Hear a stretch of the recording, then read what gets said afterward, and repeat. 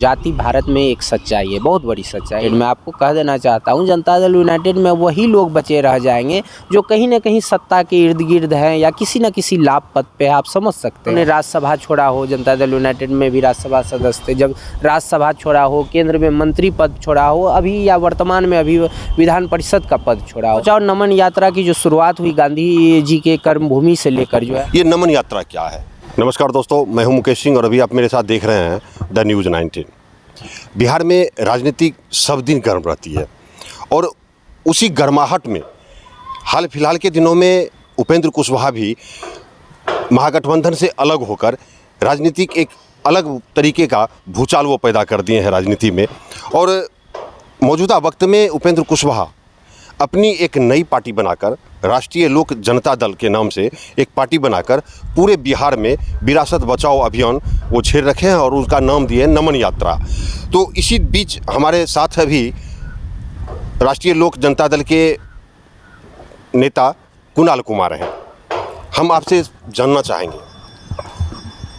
बिहार में हर दिन कोई ना कोई यात्रा सभी दलों का होते रहता है, कभी सम्मान यात्रा तो कभी स्वाभिमान यात्रा तो कभी समाधान यात्रा, और आज उपेंद्र कुशवाहा जी निकल पड़े हैं नमन यात्रा पर। ये नमन यात्रा क्या है? देखिए, सबसे पहले तो आपका जो है बहुत बहुत धन्यवाद साक्षात्कार के लिए। अभी जो आपने जो है हम लोगों का जो है ये इस यात्रा का नाम है विरासत बचाओ नमन यात्रा।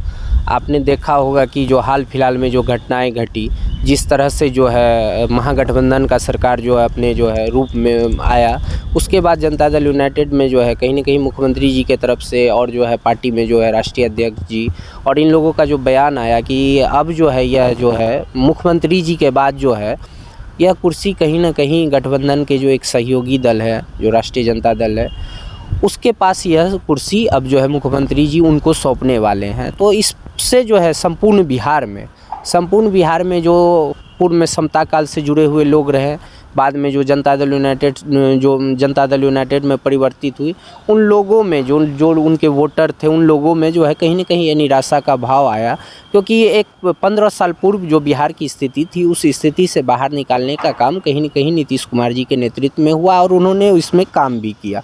तो लोग संशय में थे, लोगों में कहीं ना कहीं ये चीज़ को लेकर जो है बहुत आक्रोश था और इस चीज़ को जो है हमारे नेता ने जो है मुख्यमंत्री जी के समक्ष भी रखा, लेकिन पता नहीं उनके वो क्या सोचते हैं। तो अब चूँकि पूरे बिहार में लोगों का दबाव था, कार्यकर्ताओं का दबाव था, तो हमारे नेता को आखिर जो है वो अपना जो है निर्णय लेना पड़ा और उन्होंने राष्ट्रीय लोक जनता दल का निर्माण किया। नमन यात्रा में कैसा समर्थन मिल रहा है लोगों का? देखिए, विरासत बचाओ नमन यात्रा की जो शुरुआत हुई गांधी जी के कर्मभूमि से लेकर जो है 28 तारीख से शुरुआत हुई और 6 तारीख है ये आज जो है प्रथम चरण के यात्रा का जो है अंतिम पड़ाव है। और कहीं न कहीं इस यात्रा में आप विश्वास नहीं करेंगे कि हर जिला में, जहाँ मैं खुद जो है अररिया में इस यात्रा में शामिल था, हर जिला में जनता दल यूनाइटेड से जुड़े हुए लोग हैं। हर जिला में आपको 50-100 के लगभग जो है, जो कि मुख्य रूप से सक्रिय हैं, वो लोग जो है हमारी पार्टी में आ रहे हैं, क्योंकि वो लोग अब जो है जनता दल यूनाइटेड में, आपको कह देना चाहता हूँ, जनता दल यूनाइटेड में वही लोग बचे रह जाएंगे जो कहीं ना कहीं सत्ता के इर्द गिर्द हैं या किसी न किसी लाभ पद पे आप समझ सकते हैं। लेकिन जो जनता दल यूनाइटेड के जो वोटर हैं और जो जनता दल यूनाइटेड के जो कार्यकर्ता हैं, वो अब हमारे नेता आदरणीय उपेंद्र कुशवाहा सर के साथ है। देखिए, आज तक बिहार में, खासकर बिहार में जाति आधारित मतदान हुआ है, लोग अपने जाति को ही वोट देता है। ऐसी परिस्थिति में जहां लवकुश समीकरण के आधार पर नीतीश कुमार पिछले 19 वर्षों से बिहार के मुख्यमंत्री हैं, क्या उपेंद्र कुशवाहा के अलग हो जाने से वो लवकुश समीकरण टूट सा गया है? जी, देखिए, आपने तो बिहार के परिप्रेक्ष्य में बात किया, मैं तो ये कहना चाहता हूँ कि जाति भारत में एक सच्चाई है, बहुत बड़ी सच्चाई है। और जहाँ तक बिहार की बात है तो 15 साल पूर्व का जो बिहार में जो भी चीज़ था, उससे कहीं न कहीं लोगों को निकलने की छटपटाहट थी और उसी छटपटाहट में जो है 1994 में जो है समता पार्टी का जो गठन हुआ, उसमें जो है जॉर्ज साहब थे और आदरणीय नेता बिहार के जो मुख्यमंत्री हैं नीतीश कुमार जी थे, हम लोगों के आदरणीय नेता उपेंद्र कुशवाहा सर थे और भी दिग्विजय सिंह जी थे, अरुण बाबू लोग थे और भी काफ़ी सारे नेता थे। तो उन लोगों ने जो है समता पार्टी का फॉर्मेशन किया और समता पार्टी जो है बाद में सत्ता तक पहुंचते तक कालांतर में जो है जनता दल यूनाइटेड में परिवर्तित हुई। कहीं ना कहीं तो ये बात तो है ही ना, समता पार्टी का जो आधार था वो लव कुश तो आधार था ही। उसके बाद उस आधार में जो है अति पिछड़ा समाज जुड़ा, अक़लियत के लोग जुड़े और बहुत भारी संख्या में पूरे बिहार से जो है सवर्ण समाज के जो प्रगतिशील सोच के लोग थे वह इस पार्टी में आए और इन सबों ने मिलकर जो है एक मजबूती प्रदान करने का काम किया। आज जब स्थिति वही है कि पुनः मझधार वाली स्थिति है, जहां से 15 वर्ष पूर्व पहले जो है निकाल के बिहार को लाया गया था, आज पुनः वहीं सौंपने की बात हो रही है। तो कहीं न कहीं वैसे लोगों में, जिन लोगों ने इस दरमियान में नीतीश जी का साथ दिया था, उन लोगों में, उन मतदाता वर्गों में और जो कार्यकर्ता लोग हैं उसमें कहीं न कहीं असमंजस की स्थिति थी।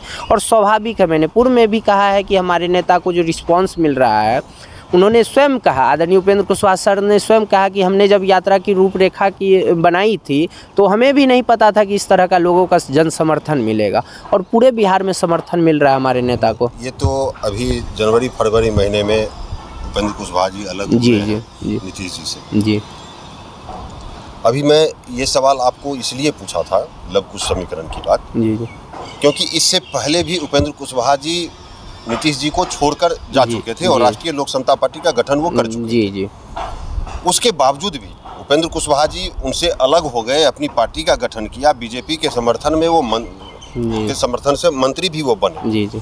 उसके बावजूद भी बिहार के मुख्यमंत्री नीतीश कुमार ही बनते थे। तो क्या उम्मीद कर सकते हैं कि उपेंद्र कुशवाहा के आने से क्या नीतीश कुमार पर अब प्रभाव पड़ेगा? जी, आपने बहुत अच्छा सवाल किया। आपने जो बोला कि पूर्व में जो है राष्ट्रीय लोक समता पार्टी का गठन हुआ, तो मैं बताना चाहता हूं कि जो 2020 में भी जो विधानसभा चुनाव था, तो 23 ऐसे सीट थे जहां पर हमारी पार्टी के उम्मीदवार जो खड़े का जो मत प्रतिशत आप देखिएगा या जो हमारा जो मत आया, उसके कारण कहीं न कहीं जो आधार जो था, कहीं न कहीं जनता दल यूनाइटेड को ही उसका नुकसान हुआ।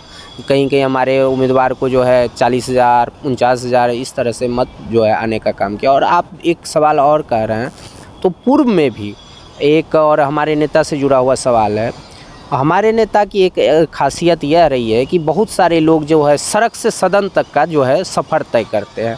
आपने पूर्व में भी देखा हो कि उन्होंने राज्यसभा छोड़ा हो, जनता दल यूनाइटेड में भी राज्यसभा सदस्य थे, जब राज्यसभा छोड़ा हो, केंद्र में मंत्री पद छोड़ा हो, अभी या वर्तमान में अभी विधान परिषद का पद छोड़ा हो, उन्होंने जब भी पद छोड़ा है वो जो है जनता के सवाल पर, कार्यकर्ताओं के सवाल पर। लोग जो है संघर्ष इसलिए कहते हैं कि सड़क से सदन तक जाया जाए, और यहाँ सदन से जो है लोगों के संघर्ष के सवाल पर जो है सदन छोड़कर सड़क पर आते हैं। और दूसरा सवाल आपने जो ये किया, एक बहुत बड़ा ये है, आज पूरे बिहार में आप देखिएगा, जब उन्होंने जो है अपनी विरासत को जो है किसी को सौंपने की बात की कि अब हम मुख्यमंत्री के तौर पर, जो कि आप देखिएगा कि महागठबंधन आकार लेने के बाद राजद के नेताओं का बयान आया, और अभी तो और बयान स्पीड में है, होली के बाद अब तेजस्वी जी मुख्यमंत्री बनेंगे, ये बनेंगे, वो बनेंगे। तो कहीं ना कहीं कल तक तो यह था कि कहीं ना कहीं मुख्यमंत्री जो है नीतीश कुमार जी रहेंगे, तो लोगों में वो चीज़ को लेकर संशय नहीं था। अब जब सवाल यह आ रहा है कि नीतीश कुमार जी के बाद कौन, इसको लेकर जो है पूरे बिहार में आप घूम लीजिए, पूरे बिहार में एक क्वेश्चन मार्क बना हुआ है। और वैसे समय में जब हमारे नेता जो है एक साहसपूर्ण कदम उठाया, उन्होंने तो थे ही, जदयू में संसदीय बोर्ड के राष्ट्रीय अध्यक्ष थे, विधान परिषद थे, लेकिन उन्होंने जनता के सवाल पर अब जो एक संशय बना हुआ है कि 15 साल पूर्व जो बिहार था, उससे जब इन लोगों ने बाहर निकालने का काम किया, क्या पुनः उसी मझधार में ये जो है सौंपने का काम कर रहे हैं। और आपको हम कह रहे हैं, जैसे ये सवाल होगा, पूरे बिहार में जो लोग हैं, जो जनता दल यूनाइटेड से जुड़े हुए लोग हैं, वो हमारे नेता के साथ रहेंगे, और इस बार जो लोगों का जन समर्थन मिलेगा वो अच्छे लोगों के सोच से परे होगा। देखिए, ये आप पूर्णिया के नेता हैं, पूर्णिया में आपका घर पूर्णिया है, और जैसा कि पूर्णिया ज़िले में खास करके सीमांचल के ही की बात करें अगर, तो इस क्षेत्र में कुशवाहा जाति की संख्या अधिक है। तो और पूर्णिया के सांसद मौजूदा वक्त में कुशवाहा बिरादरी से हैं, तो क्या उपेंद्र कुशवाहा से आने वाले चुनाव में कोई फ़र्क पड़ेगा संसदीय चुनाव में? देखिए, सबसे पहली बात तो ये कहते हैं कि जब राजनीति होती है तो वैचारिक राजनीति होती है। किसी भी चीज़ का, कोई भी पार्टी या कोई भी दल जो है किसी एक जाति या ये एक धर्म के अनुसार ही सारा पार्टी वो नहीं चलती है। और मैं पूर्व में भी कहा हूँ कि जो है कहीं न कहीं जनता दल यूनाइटेड समता पार्टी का जो है लवकुश एक आधार रहा है, इसमें सच्चाई रहा है। और जब बात हो जो है ये हमारे नेता जब अभी अलग हुए हैं तो ये सवाल बहुत बड़ा है। इसको आप किसी विधानसभा या संसदीय सीट तक सीमित नहीं रह सकते। जब पूरे बिहार में प्रभाव पड़ेगा तो ऑब्वियस है कि इसका प्रभाव आपको पूर्णिया में भी दिखने को मिलेगा। यह जो है पेन पूरा मतलब जो है आपको बिहार में ये जो है हमारे नेता ने जो मुहिम छेड़ी है उसका असर आपको ज़रूर आपको पूर्णिया में ही पूर्णिया में भी दिखेगा, क्योंकि पूर्णिया भी बिहार के ही अंदर आता है। और कहीं ना कहीं ये जो सवाल है 15 साल पूर्व के बिहार के तरफ जब लोग देखते हैं और वो जो एक संशय का भाव आया है, तो निश्चित रूप से हमारे नेता ने जो कदम उठाया है उसके साथ आम आवाम का समर्थन है। चाहे वो किसी भी जाति धर्म का जो प्रगतिशील लोग हैं वो हमारे नेता के साथ हैं, हमारे नेता के निर्णय के साथ हैं। और इसका असर मुझे लगता है कि 2024 में भी निश्चित रूप से देखने को मिलेगा। और आगे हमारी पार्टी क्या निर्णय करती है, किस तरह की रणनीति बनाती है, यह तो राष्ट्रीय अध्यक्ष जी वो। चलिए, राजनीति में कुछ भी संभव है, कभी भी कहीं गठबंधन हो सकता है, कभी भी गठबंधन टूट सकता है। ऐसे में जो मौजूदा वक्त में राजनीतिक हालात हैं उसमें उपेंद्र कुशवाहा जी एक नई पार्टी बनाकर पूरे बिहार में नमन यात्रा पर निकल चुके हैं।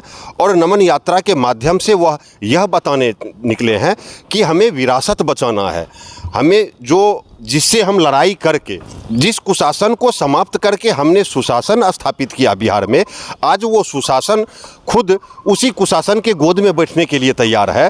तो वो चीज़ उपेंद्र कुशवाहा जी को मंजूर नहीं है और इसी के कारण वो अपना रास्ता अलग कर लिए और उस रास्ते पर निकल पड़े हैं पूरे बिहार को संगठित करने के लिए कि फिर से हम जंगल राज में प्रवेश न करें। सभी लोगों को वो सभी अपने कार्यकर्ताओं को संगठित कर रहे हैं, कार्यकर्ताओं को अपने क्षेत्र में भेज रहे हैं कि आप संगठित कीजिए लोगों को। और मौजूदा वक्त में जो जंगल राज का माहौल पूरे बिहार में व्याप्त हो गया है उसे दोबारा हम समाप्त करेंगे।